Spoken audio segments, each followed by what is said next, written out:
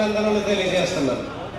ఎందుకంటే చంద్రబాబు నాయుడు ఇంట్లోకి వెళ్ళిపోయి ఓడిపోయి ఏడ్చి ఏడ్చి ముసుగేసుకుని నిద్రపోతున్న సమయంలో ఆయనకు మీరు కూడా ఓట్లేసి ముఖ్యమంత్రిని చేసి మళ్ళీ ఈ వర్గీకరణ నినాదాన్ని రోడ్డు మీదకి తీసుకొచ్చినందుకు చంద్రబాబు నాయుడు గారికి నేను మనస్ఫూర్తిగా ధన్యవాదాలు తెలియజేస్తున్నాను.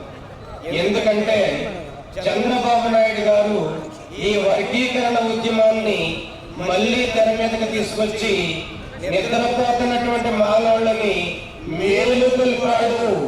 ఆ ఘనకార్యం చేసినందుకు చంద్రబాబు నాయుడు గారికి నేను మనస్ఫూర్తిగా ధన్యవాదాలు తెలియజేస్తున్నాను. నంబర్ 1. కానీ చంద్రబాబు నాయుడు గారిని ఓడించి ఓడించి అలిసిపోయి మరొకసారి ఓడించాలని మీలో చాలా మంది వైసీపీకి ఓట్లేసి మీరు ఓడిపోయారు. కానీ మీరు చేయవలసినటువంటి కార్యక్రమం ఉంటుంది. అదేంటంటే మాలల అంతం చంద్రబాబు అంతమని కేవీ రావు గారు ఒక నినాదం తీసుకొచ్చారు. ఈ రాష్ట్రంలో ఉన్నటువంటి అంబేద్కర్ల మీద, రాజ్యాంగ వాదుల మీద, ప్రజాస్వామ్య వాదుల మీద, మిగిలిన దళిత వర్గాల మీద ఉంటుందన్న సంగతిని మీరందరూ గుర్తుపెట్టుకోవాలని నేను మనస్ఫూర్తిగా మిమ్మల్ని అందరినీ కోరుతున్నాను. ఎందుకంటే చంద్రబాబు నాయుడు గారిని అంతం చేయడం అంటే ఆయనకి ఏమి అన్యాయం చేయడం కాదు. చంద్రబాబు నాయుడు అంటే ఒక ఆలోచన విధానం, చంద్రబాబు నాయుడు అంటే ఒక సిద్ధాంతం, చంద్రబాబు నాయుడు అంటే ఒక రాజకీయ ఉద్యమం, చంద్రబాబు నాయుడు అనేటటువంటి రాజకీయ ఉద్యమం, చంద్రబాబు నాయుడు అనేటటువంటి రాజకీయ సిద్ధాంతం, చంద్రబాబు నాయుడు అనేటువంటి ఆలోచన విధానం ఎటువంటిదంటే అది రాష్ట్రంలో బ్రాహ్మణులను తొక్కేయాలి, ఈ రాష్ట్రంలో వైశ్యులను తొక్కేయాలి, ఈ రాష్ట్రంలో కాపులను తొక్కేయాలి, ఈ రాష్ట్రంలో బీసీలను తొక్కేయాలి, ఈ అణగారిన వర్గాలన్నిటికీ గొంతుగా పలుకుతున్నటువంటి మానవులను తొక్కేయాలి అనేటటువంటి ఒక ఆలోచన విధానం చంద్రబాబు నాయుడు అనేటటువంటి శక్తి. ఆ ఆలోచన విధానాన్ని పూర్తిగా విడదీసి చాప చుట్టి మూలన పడవలసినటువంటి అవసరం ఉందని మనకు మళ్ళొకసారి గుర్తు చేస్తున్నందుకు ఈ చంద్రబాబు నాయుడు గారి ఆలోచన విధానాన్ని తొక్కి పడవలసినటువంటి అవసరం ఉంది. ఈ అవసరానికి మీరు ప్రతి ఒక్కరూ కూడా కర్మను కొట్టుకున్న సంగతిని మీకు తెలియజేస్తున్నారు.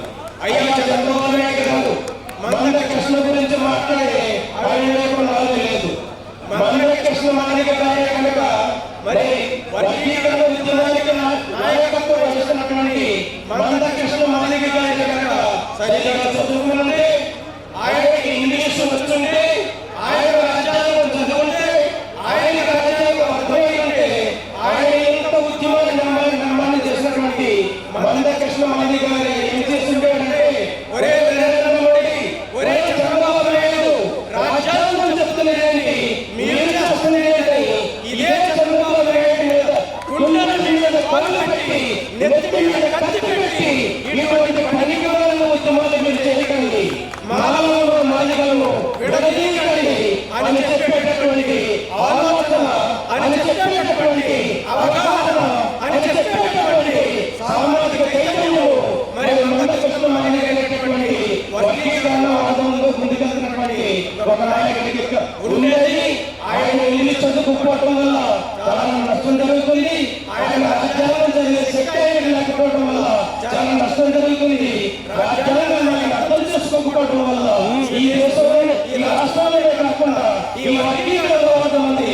చంద్రబాబు నాయుడు లాంటి మరి కుట్రపూరితమైన రాజకీయాలతో ఈ రాష్ట్రాన్ని దోచుకోవాలి, ఈ దేశాన్ని దోచుకోవాలి అనేటటువంటి రాజకీయ పోటీని వర్గాలకు ఒక ఆయుధంగా బదలయ్యాడు. ఈ రోజున ఒక మంచి నాయకుడు, ఆయన సమీకరించగలడు, ఆయన రాజకీయాలు చేయగలడు, రాజకీయ పార్టీలను ఒప్పించగలడు, ఢిల్లీ నుంచి గంగలకు తిరగగలడు. ఎంత శక్తి సామర్థ్యాలు ఉన్నటువంటి మంద కృష్ణ మాదిగకు ఇంగ్లీష్ రాకపోవడం, రాజ్యాంగం అర్థం కాకపోవడం ఈ దేశంలోని రాష్ట్రంలో ఉన్నటువంటి దళిత సమాజం చేసుకున్నటువంటి దురదృష్టం. భావిస్తున్నాం.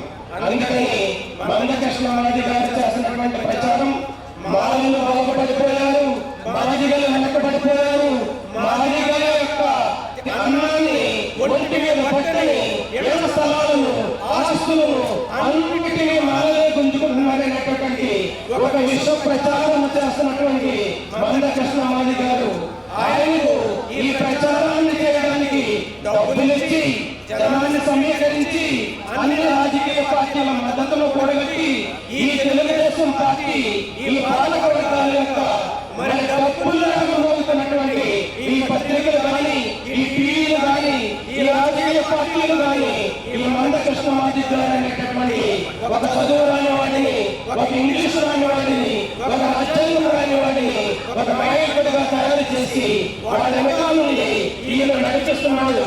ఈయన ఉచ్చులో పడిపోయి, ఈయన వ్యూహంలో పడిపోయి, ఈయన మైకంలో పడిపోయి మాదిగ సోదరులు కూడా మాలల మీద ద్వేషాన్ని పెంచుకున్నారు, మాలల మీద దురుద్దేశాన్ని పెంచుకున్నారు, మాలల మీద అపహాస్యం చేసేటటువంటి ఒక అపనమ్మకంతో ముందుకెళ్తున్నారు.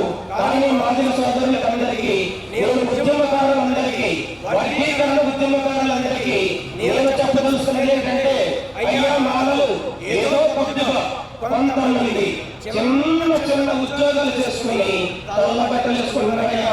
వాళ్ళకు ఒక ఇల్లు పట్టుకున్నారంటే బ్యాంకులో అప్పు చేసి పట్టుకున్నారు, ఒక మోటార్ సైకిల్ కొనుక్కున్నారంటే బ్యాంకులో అప్పు చేసి కొనుక్కున్నారు, తెల్ల బట్టలు వేసుకుంటున్నారంటే బట్టలు లేకుండా ఆఫీసులకు వెళ్ళవలసిన పరిస్థితి ఉండకూడదు.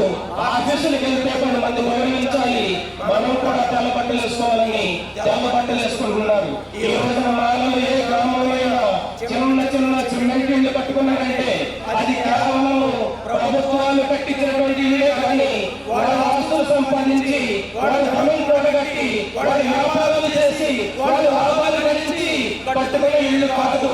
ఏదో అప్పుడు కొంతమంది 100కి 2-3 కాస్త 2 కోట్ల అన్నం తింటున్నారు. 100కి 98 మంది మాలలు ఈ రోజుకి కూడా గవర్నమెంట్ సౌకర్యం ఇవ్వకపోతే మా కొడుకులు నిండవు, లేకపోతే ఈ రోజుకి కూడా ఈ రిజర్వేషన్ లేకపోతే మానవాడికి ఉద్యోగం ఇచ్చేటటువంటి పరిస్థితులు లేవు అన్న సంగతిని మీరందరూ గుర్తుపెట్టుకోండి. మాదిగలు వెనకబడినది ఎంత నిజమో, మాలలు అభివృద్ధి చెందిపోయారు, మాదిగలకు రావాల్సినటువంటి ఓటర్లని మాలలే గుంజుకుంటున్నారనేటటువంటి ప్రచారం కూడా అంత విషపూరితమైనటువంటి ప్రచారం అన్న సంగతిని మీకు మనం చేస్తున్నాం. అయ్యా చంద్రబాబు నాయుడు గారు మానవులను దూరం చేసుకుని మీరు ఒక అద్భుతమైనటువంటి అవకాశాన్ని కోల్పోయారు. ఆ అద్భుతమైన అవకాశం ఏంటంటే, మీకున్న తెలివికి, మీ బలానికున్న బలానికి, మీకున్న పలుకుబడికి మీరు ఈ దేశానికి ప్రధానమంత్రి అయి ఉండేవారు. కానీ మరి ఏదో కుక్కకి మాంసం మొత్తం వెలిగినప్పుడు వంతెన మీద నడుస్తూ వెళ్తుందంట. దాని మీద అదే నేలలో చూసుకుని నారాయణ ఇంకొక కుక్క మాంసం ముక్క తినేస్తుందని ఆ మాంసం ముక్క కూడా నేనే తినేయాలని ఆ నేలలో చూసినటువంటి కుక్క దాని యొక్క బొమ్మని నేలలో చూసుకుని దాని మీద మరొకటి మొదలు పడితే దీంట్లో నోట్లో ఉన్నటువంటి మాంసం ముక్క కూడా ఓడిపోయిందంట. ఇటువంటి చంద్రశేఖర్ గారి కథలో ఉన్నటువంటి నీతి కూడా నీకు లేకపోవటం మా దురదృష్టం, ఈ రాష్ట్రానికి పట్టిన దురదృష్టం. చంద్రబాబు నాయుడు అంత కులతత్వవాది, చంద్రబాబు నాయుడు అంత అధికార దాహమున్నటువంటి రోగి, చంద్రబాబు నాయుడు అంత కులగచ్చు ఉన్నటువంటి రాజకీయ నాయకుడు ఈ దేశంలో ఎక్కడ లేదన్న సంగతిని మీరు గుర్తుపెట్టుకోండి. ఈ రోజున మాలలను అణచివేయాలంటున్నారు, మరి మాలల కంటే మాలలు అన్ని రంగాల్లోనూ ముందుకెళ్ళిపోయారంటున్నారు. నేను మీ అందరికీ చెప్పదలుచుకున్నది ఏంటంటే, మాలల మీద విషం కప్పుతున్నటువంటి ఈ రాష్ట్రాల్లో, తెలుగు రాష్ట్రాల్లో ఉన్నటువంటి అందరూ రాజకీయ నాయకులకు, అందరూ పత్రికా సంపాదకులకు, అందరూ సంపాదకులకు, అందరూ టీవీ ఓనర్లకు, అందరూ పాత్రికేయులకు నేను చెప్పదలుచుకున్నది ఏంటంటే, అయ్యా ఈ 2 రాష్ట్రాల్లో ఉన్నటువంటి మానవుల ఆస్తులను, అంతస్తులను అన్ని పోగేసినా కానీ ఒకే ఒక్క చంద్రబాబు నాయుడు అనేటటువంటి రాజకీయ నాయకుడుకున్నంత ఆస్తులు సగం కూడా మేము 2 కోట్ల మంది ఉన్నాం ఈ రాష్ట్రాల్లో.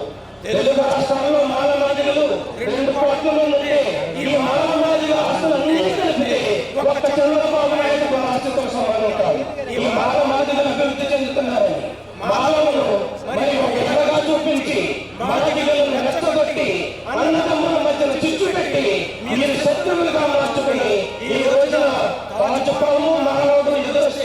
పంచపాములు లేనిది మానవుని చంపేయండి అనేటటువంటి విషపూరితమైనటువంటి ప్రచారాన్ని ఒక అక్షరాలు చదువుకున్నటువంటి వ్యక్తి ద్వారా, ఒక డిగ్రీ వరకు చదివిన వ్యక్తి ద్వారా రాజ్యాంగం అంటే మానవాధికుల మధ్య చిచ్చు పెట్టినటువంటి చంద్రబాబు నాయుడు గారు మీరు తప్పు చేశారు.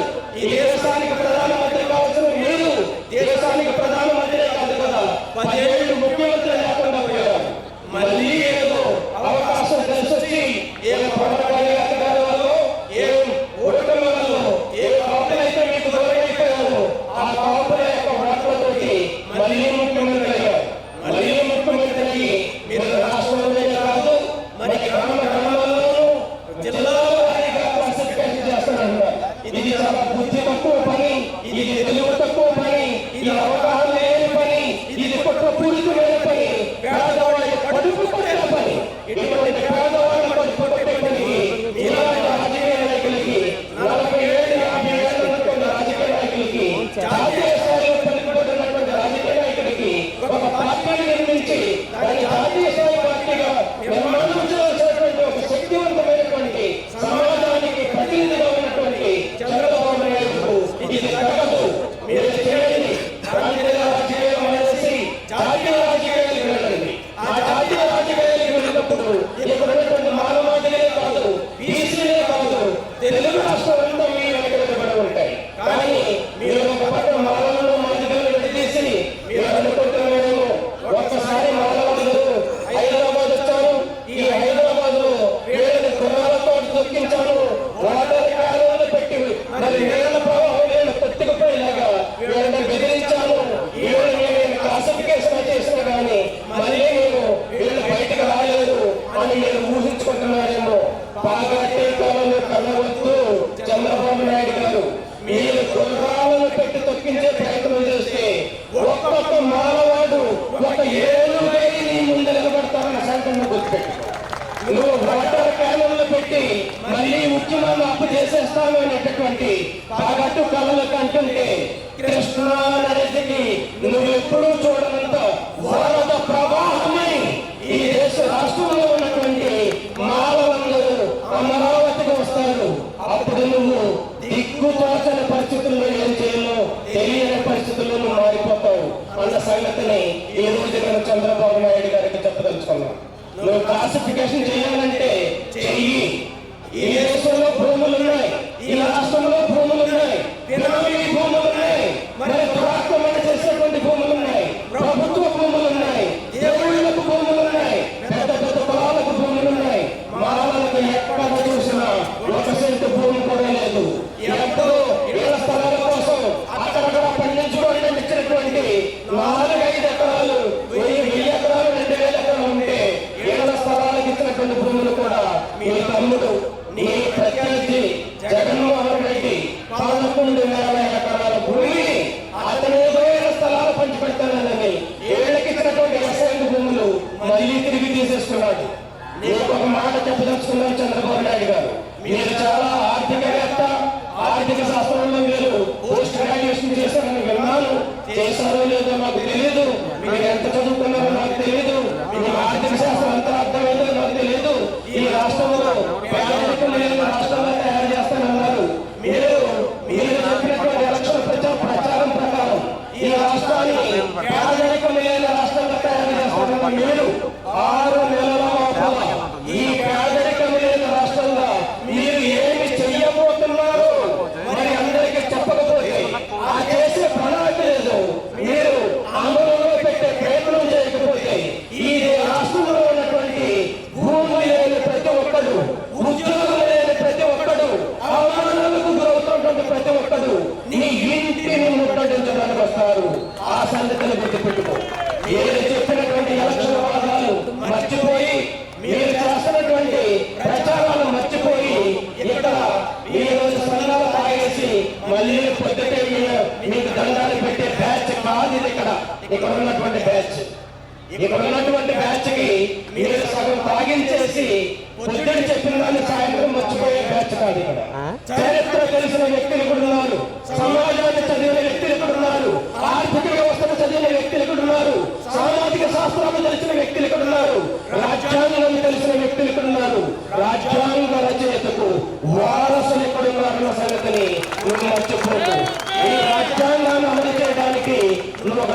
తీసుకొచ్చావు.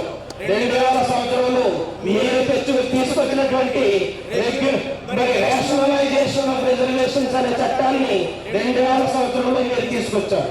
మీరు తీసుకొచ్చిన చట్టంలో మీరు రాజ్యాంగంలో ఉన్నటువంటి కొన్ని అధికారాలను ఉల్లంఘిస్తూ ఆ చట్టంలో మీరు పెట్టారు. ఆ చట్టంలో మీరు పెట్టినటువంటి అధికారాలు 46 కానీ, రాజ్యాంగంలో ఉన్నటువంటి అధికారాలు 46 కానీ, అధికారాలు 38 కానీ, అధికారాలు 39 కానీ నీ ముఖం పెట్టుకొని ఏదైనా చంద్రబాబు నాయుడు నువ్వు చదివావా? చదివితే నీకు అది ఏం అర్థమైంది? అర్థమైతే నువ్వు ఏం అమలు చేశావు అని అడగటానికి పివి రావు తమ్ముడు అంబేద్కర్ ఆలోచన విధానాన్ని జీర్ణించుకున్నటువంటి పివి రావు తమ్ముడుగా బయటకు వచ్చాడు. పివి రావు తమ్ముడు నీకు పార్టీ మొగుడు. పివి రావు గారు నీకు పార్టీ మొగుడుగా పనిచేశాడు. నీకు రోజు నిద్ర లేకుండా చేశాడు. పివి రావు తమ్ముడు ఇక్కడికి వచ్చాడు. పివి రావు తమ్ముడు అందరూ ఇక్కడ నిలబడ్డారు. వాళ్ళు వచ్చారంటే నీకు ఫుల్ టైం మొగుళ్ళుగా తయారవుతారు. నీకు రాత్రి నిద్ర ఉండదు, పగలు నిద్ర ఉండదు. నీకేం కావాలో నువ్వు కోరుకో. మేము నిన్ను తిట్టం, మేము నేను కొట్టం. మాకు ఉద్యమాలు ఎలా చేయాలన్నది అంబేద్కర్ నేర్పించారు. మాకు ఉద్యమాలు ఎలా చేయాలన్నది కాంశీరావు నేర్పించాడు.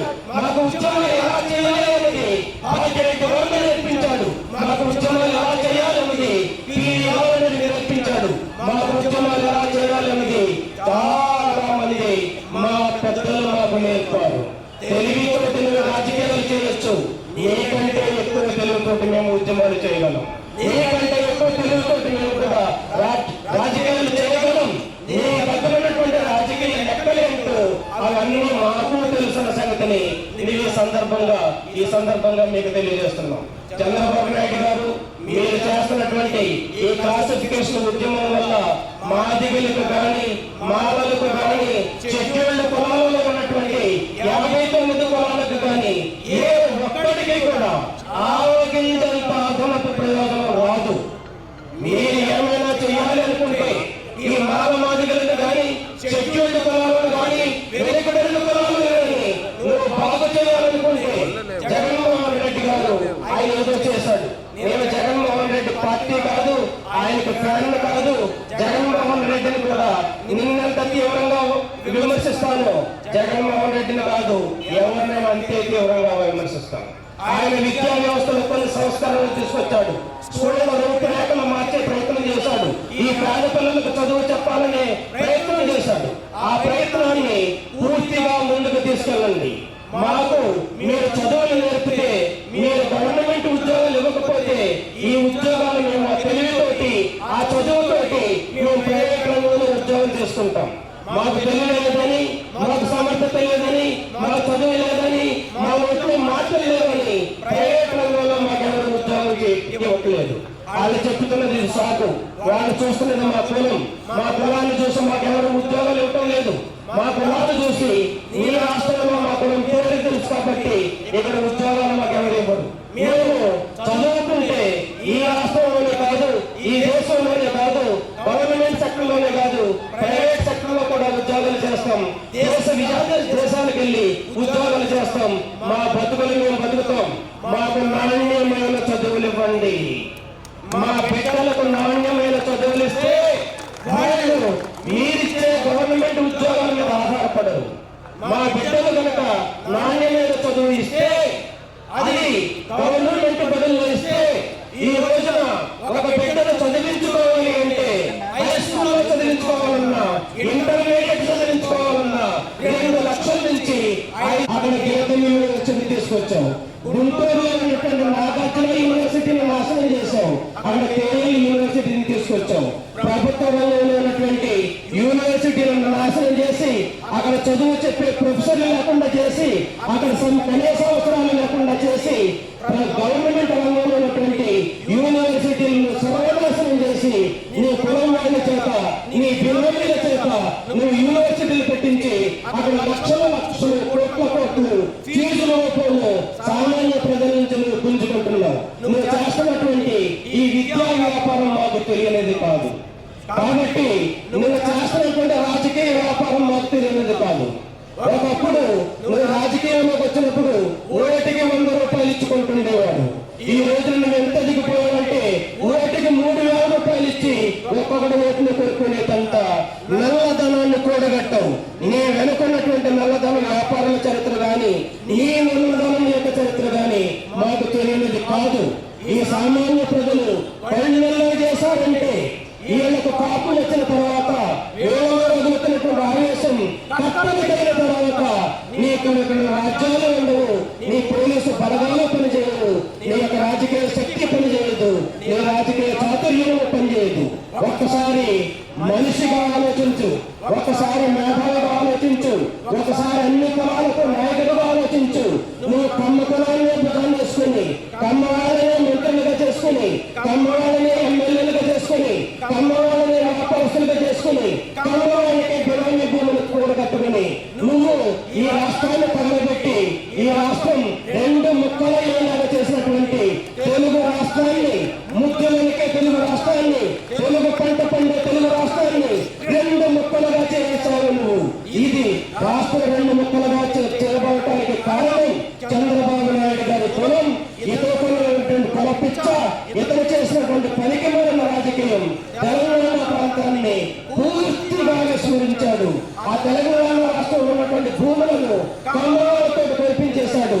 అక్కడ 5,000 రూపాయలతోటి ఎకరం భూమి ఎస్సీల దగ్గర నుంచి బీసీల దగ్గర నుంచి 5,000 రూపాయలకి ఎకరం భూమి కట్టి అక్కడ హైటెక్ సిటీ అని కట్టి అదే ఎకరం భూమిని ఆ కమ్మ కులస్తులు చంద్రబాబు నాయుడు బినామీలు ఒక్కొక్క ఎకరాన్ని ఈ రోజున 100 కోట్ల రూపాయలు అమ్ముతున్నారు.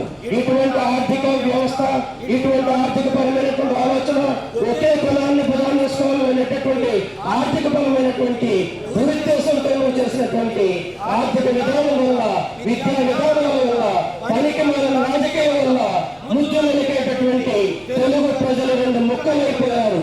కాబట్టి ఇటువంటి విడదీసే రాజకీయాలను చేస్తూ నువ్వు జాతీయ నాయకుడిగా ఎదగలేవు. నువ్వు తెలుగు రాకపోయినా యువగణమని పెట్టి మీ అబ్బాయిని ఇప్పుడు వీధులు తిప్పిస్తున్నారు.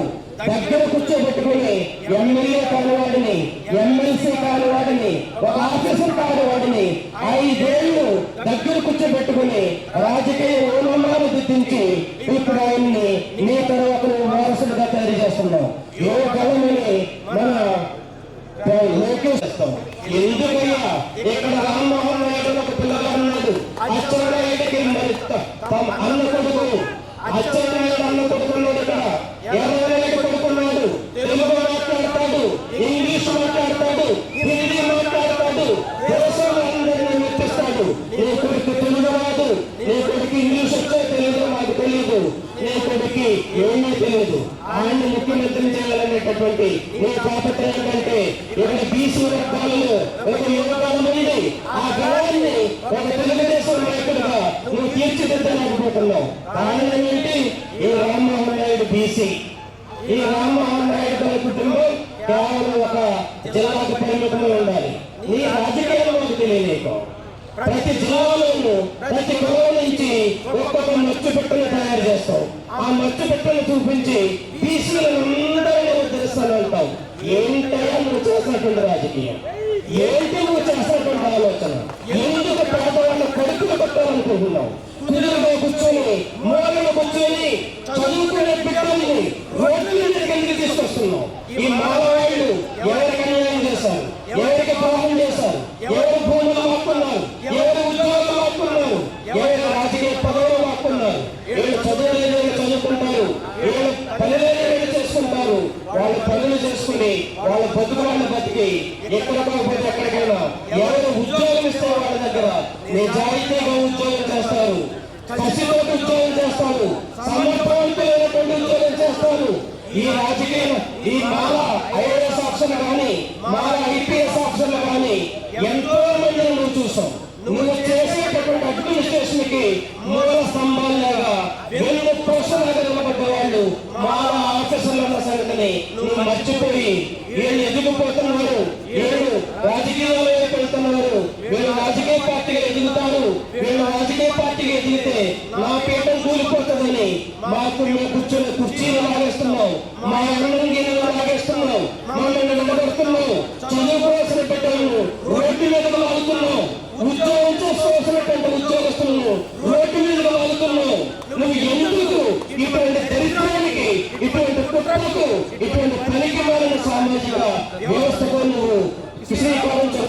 సంగతిని నిన్ను నిలదీస్తున్నాం. ఏ రోజున నిలదీస్తాం, రేపు దీన్ని కలబడతామన్న సంగతిని చంద్రబాబు నాయుడు గుర్తుపెట్టుకోవాలని చూస్తున్నాం. మాన సోదరులారా, వారసులారా, అంబేద్కర్ వారసులారా, రాజ్యాంగ నిర్మాత, రాజ్యాంగ రక్షకులారా, మీకందరికీ నేను చెప్తున్నది ఒకటి, మీరు ఎక్కడ ప్రసంగించినా, ఎక్కడ మాట్లాడినా, ప్రైవేట్ లో కానీ పబ్లిక్ లో కానీ ఎక్కడ మాట్లాడినా మాదిగ సోదరుల మీద ఒక్క మాట కూడా మాట్లాడకూడదు. శక్తులు నడిపిస్తుంటే వాళ్ళ వీధుల మీదకి వస్తున్నారు. మాదిగ సోదరులు చదవాలి, మాదిగ సోదరులు కూడా ఉద్యోగం చేయాలి, మాదిగ సోదరులు కూడా వ్యాపారాలు చేయాలి, మాదిగ సోదరులు కూడా విదేశాలకు వెళ్ళాలి. అన్నదమ్ముల మాలలు మాదిగలు ఉండాలి. మాదిగలు మాలలకు శత్రువులు కాదు, మాలలు మాదిగలకు శత్రువులు కాదు. మరి మీకు ఒక చిన్న కథ చెప్తున్నాను నేను. మరి కాకి మాధవరావు గారిని ఒక పెద్ద ఐఏఎస్ ఆఫీసర్ ఉన్నాడు. కంబైన్డ్ ఆంధ్రప్రదేశ్ లో ఆయన చీఫ్ సెక్రటరీగా ఉన్నాడు. ఆయనకి 2 కూతుళ్ళు, 1 కొడుకు. ఆ 2 కూతుళ్ళు ఒకరు డాక్టర్ చదువుకున్నారు, ఇంకొక కూతురేమో గ్రూప్ 1 పరీక్ష ఇప్పుడు ఐఏఎస్ ఆఫీసర్ అయింది. అలాగే కత్తి చంద్రయ్య అని ఒక ఐఏఎస్ ఆఫీసర్ ఉండేవారు. ఆయన మాదిగ కులాల్లో ఉన్నటువంటి పేద వర్గం నుంచి వచ్చినటువంటి కత్తి చంద్రయ్య. కత్తి చంద్రయ్య గారికి 1 కూతురు, 1 కొడుకు ఉన్నారు. ఈ కత్తి చంద్రయ్య గారి పిల్లలు ప్రదీప్ చంద్ర గారని, రత్నప్రభ గారని, వాళ్ళిద్దరూ కూడా ఐఏఎస్ ఆఫీసర్లు అయ్యారు. తెలంగాణకి చీఫ్ సెక్రటరీ అయ్యాడు. మరి రత్నప్రభ గారు కర్ణాటక రాష్ట్రానికి చీఫ్ సెక్రటరీ అయింది. అలాగా ఒక మాదిగ కుటుంబంలో ఐఏఎస్ పడిపినటువంటి 2 పిల్లలు చీఫ్ సెక్రటరీలు అయ్యారు. ఈ మాదిగ కులంలో పుట్టినటువంటి ఈ బిడ్డలిద్దరూ ఈ కాకి మాధవరావు గారు అమ్మాయిని ప్రదీప్ చంద్ర గారు చేసుకున్నారు. రిష్యారావు గారిని ఒక ఐపీఎస్ ఆఫీసర్ ఉండేవాడు. ఆయనకి 1 కొడుకు ప్రవీణ్ కుమార్ గారని. ఆ ప్రవీణ్ కుమార్ గారు కూడా ఐఏఎస్ ఆఫీసర్ అయ్యారు. ఆ ఐఏఎస్ ఆఫీసర్ ఈ మాధవరావు గారి 2 అమ్మాయిలు పెళ్లి చేసుకున్నారు. మాల మాదిగలు ఢిల్లీ నుంచి ఢిల్లీ వరకు అన్నదమ్ములుగా ఉన్నారు. కంచం పంచుకుంటున్నారు, మంచం పంచుకుంటున్నారు, పెళ్లి చేసుకుంటున్నారు, ఆఫీసులు అవుతున్నారు. వీళ్ళిద్దరూ కలిసిపోతే, ఈ మాల మాదిగలు కలిసి ఉంటే ఈ దేశంలో ఉన్నటువంటి రాజకీయాలకు, ఈ రాష్ట్రంలో ఉన్నటువంటి రాజకీయాలకు వాళ్ళు సంసిద్ధమవుతున్నారు. వీళ్ళని రాజకీయ శక్తిగా ఎదగకుండా చేయాలంటే మాల మాదిగల మధ్యన చిచ్చు పెట్టాలని చంద్రబాబు నాయుడు చేసినటువంటి, చంద్రబాబు నాయుడు వెనకాలన్నటువంటి బీజేపీ నాయకుడిగా ఉండేటటువంటి, ఆ వైస్ ప్రెసిడెంట్ గా చేసి రిటైర్ అయిపోయినటువంటి మరి ఆయన పేరు వెంకయ్య నాయుడు గారు. వెంకయ్య నాయుడు గారు ఆర్ఎస్ఎస్ లో పుట్టి పెరిగాడు. రాష్ట్రీయ స్వయం సంఘంలో పుట్టి పెరిగాడు. ఈ రాష్ట్రీయ స్వయం సంఘం అంటే ఈ దేశంలో రాజ్యాంగం వద్దు, ఈ దేశానికి ప్రజాస్వామ్యం వద్దు, ఈ దేశంలో సామ్యవాదం వద్దు, ఈ దేశంలో దళితుల అభివృద్ధి వద్దు, ఈ దేశంలో అంతరాంతరం ఉండాలి, ఈ దేశంలో కుల వ్యవస్థ ఉండాలి, ఈ దేశంలో బ్రాహ్మణుల పెత్తనమే సాగాలి, వైశ్యులే వ్యాపారం చేయాలి, రాజులే రాజ్యాన్ని పరిపాలించాలి. ఈ మాల మాదిగులు, ఈ తూర్పు కాపులు, ఈ చెట్టి బలిజలు, ఈ సిగనీలు, ఈ మగవాళ్ళు, ఈ రకరకాల బీసీ కులాలు వీళ్ళని చేసుకుంటూ బానిసలుగా ఉండాలి. ఇది ఈ వాళ్ళు ఆలోచించేటటువంటిది. వాళ్ళని దళితులకు వ్యతిరేకం, కమ్యూనిస్టులకు వ్యతిరేకం, ముస్లింలకు వ్యతిరేకం, సామ్యవాదానికి వ్యతిరేకం, రాజ్యాంగానికి వ్యతిరేకం, ప్రజాస్వామ్యానికి వ్యతిరేకం. ఇది ఆర్ఎస్ఎస్ ఆలోచన విధానం. ఈ ఆర్ఎస్ఎస్ ఆలోచన విధానంలో పుట్టి పెరిగినటువంటి మన వెంకయ్య నాయుడు గారు, ఈ చంద్రబాబు నాయుడు గారు కలిసి ఈ దళిత వర్గాల యొక్క గణంగా మారినటువంటి, దళిత వర్గాల యొక్క ఉద్యమానికి వెన్నుపూసలుగా నిలబడినటువంటి, దళిత చైతన్యానికి, బహుజన చైతన్యానికి ముందు వరుసలో నడుస్తున్నటువంటి మాలలను అణగదొక్కితే, మాదిగలను దూరం చేస్తే, ఈ దళిత ఉద్యమాన్ని అణగదొక్కితే బహుజన ఉద్యమం కూడా అణగదొక్కబడుతుంది. బహుజన రాజ్యాధికారం అనే నినాదానికి ఏ విధమైనటువంటి బట్ట కట్టే అవకాశము ఉండదనేటటువంటి ఈ RSS ఐడియాలజీలో భాగంగా ఈ రాష్ట్రంలో 2000 సంవత్సరంలో చంద్రబాబు పెట్టినటువంటి వర్గీకరణ ఉద్యమం తర్వాత మరి పంజాబ్కు పాకింది, తర్వాత తమిళనాడుకు పాకింది, తర్వాత ఈవి చెన్నై గారి కేసులో మాలల చైతన్యంతో సుప్రీంకోర్టు ఈ కేసును కొట్టేసిన తర్వాత ఎప్పుడు 2005 సంవత్సరంలో కొట్టేశారు.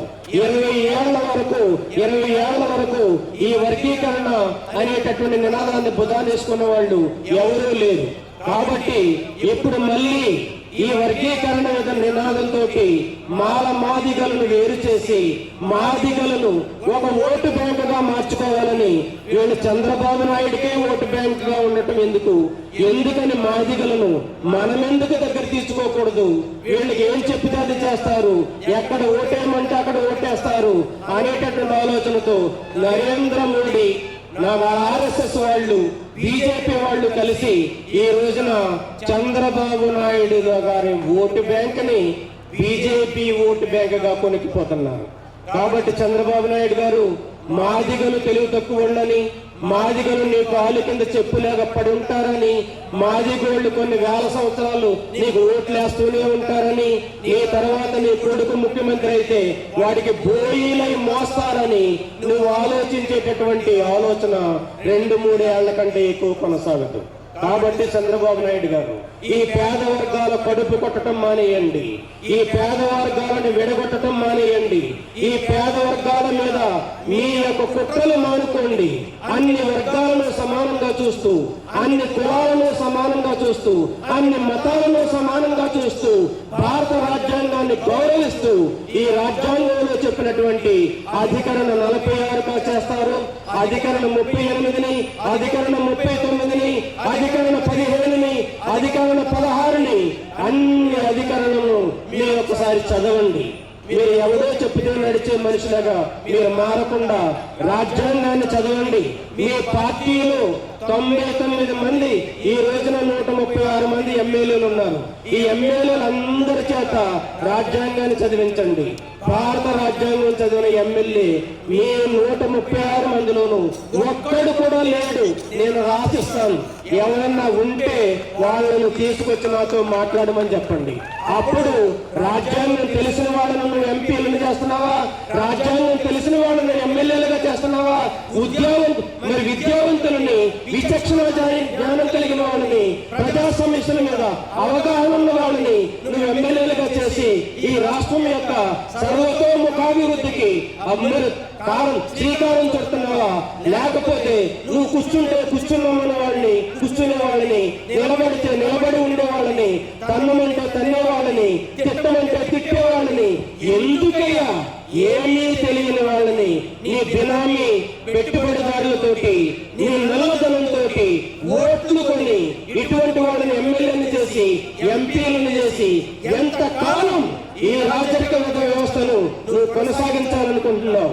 ప్రజలు కళ్ళు తెలిసిన రోజున నిన్ను మర్చిపోకుండా చరిత్ర గనక చంద్రబాబు నాయుడిని గుర్తు పెట్టుకోవాలంటే మిగిలిన సగం ఉద్యోగస్తుల జీతాల రూపంలో ఇచ్చేటటువంటి పనికి మాలిన ఆర్థిక వ్యవస్థను నువ్వు తయారు చేస్తున్నావు. కావలిస్తే ఆ ఢిల్లీ ఇల్లు అరవింద్ కేజ్రీవాల్ అని ఒక ముఖ్యమంత్రి ఉన్నాడు. ఆయన అందరికీ ఉచిత చదువు, నాణ్యమైన చదువు అందిస్తున్నాడు. అందరికీ ఉచిత వైద్యం, నాణ్యమైన వైద్యాన్ని అందిస్తున్నాడు. ఒక్క రూపాయి అప్పు చేయటం లేదు. ప్రజల దగ్గర నుంచి పన్నుల రూపంలో తెచ్చినటువంటి డబ్బుల నుంచి ఖర్చు పెట్టి అందరికీ ఫ్రీగా బస్సులు యాత్ర కల్పించి, అందరికీ ఫ్రీగా వైద్యం ఇచ్చి, అందరికీ ఫ్రీగా విద్యనిచ్చి, ముసలివాళ్ళందరినీ తీర్థయాత్రకు పంపించి, అందరికీ ఫ్రీగా ఇంట్లో కరెంట్లు ఫ్రీగా ఇచ్చి, మరి బడ్జెట్ లో లాభాలు నిలబెడుతున్నాడు. అక్కడ లాభాలు ఎందుకు వస్తున్నాయి? ప్రజలు తప్పించినటువంటి డబ్బుల్లో నుంచి ఆ రాష్ట్రంలో లాభం ఎందుకు మిగులుతుంది? మీకు లక్షల కోట్లు అప్పులు ఎందుకు చేస్తున్నారు? మీరు విద్యా వ్యవస్థను ప్రైవేట్ పరం ఎందుకు చేస్తున్నారు?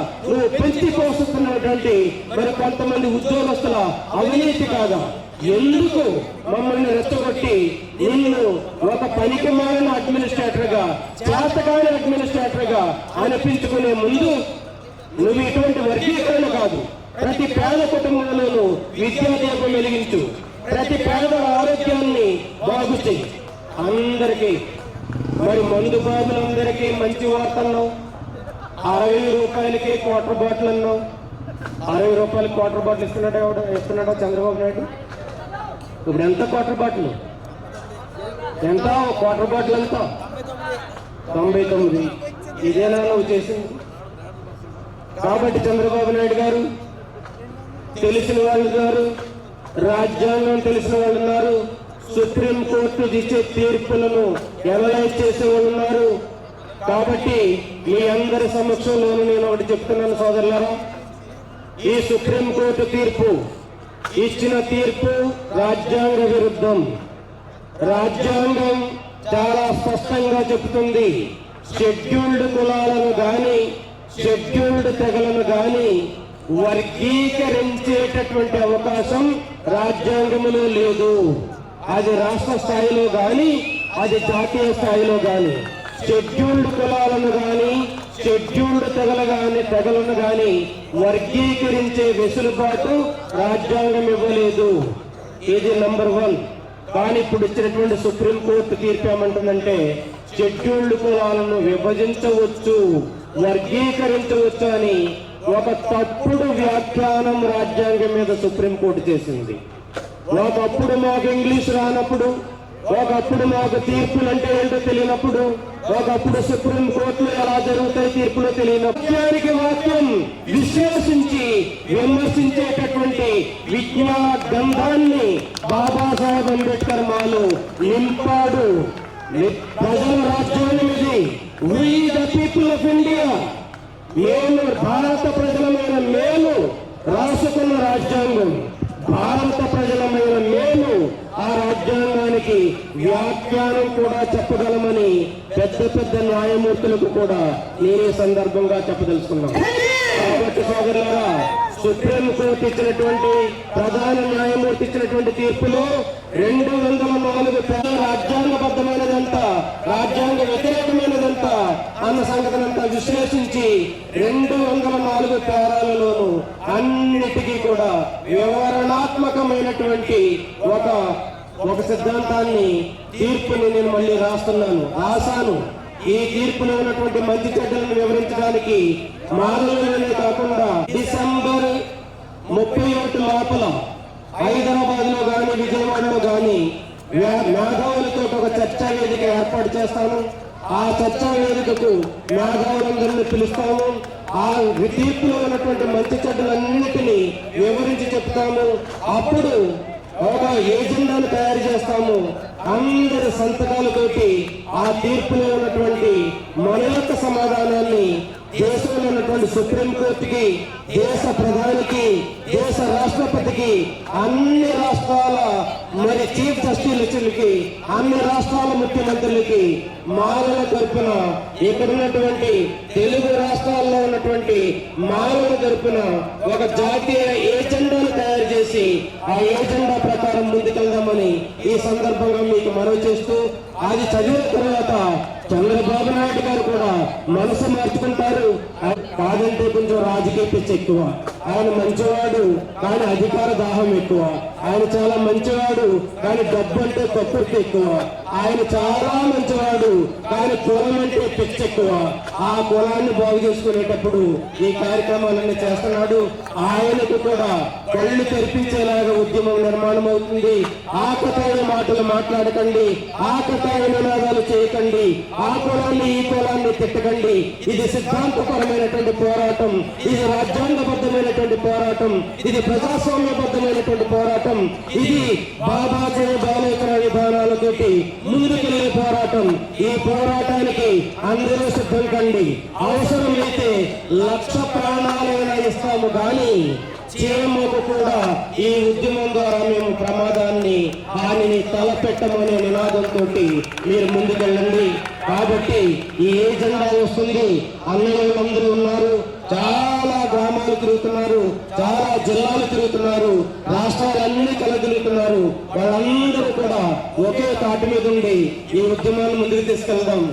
క్లాసిఫికేషన్ వ్యతిరేకం ఒకటే కాదు, దానితో పాటు అనేక అంశాలు ఉన్నాయి.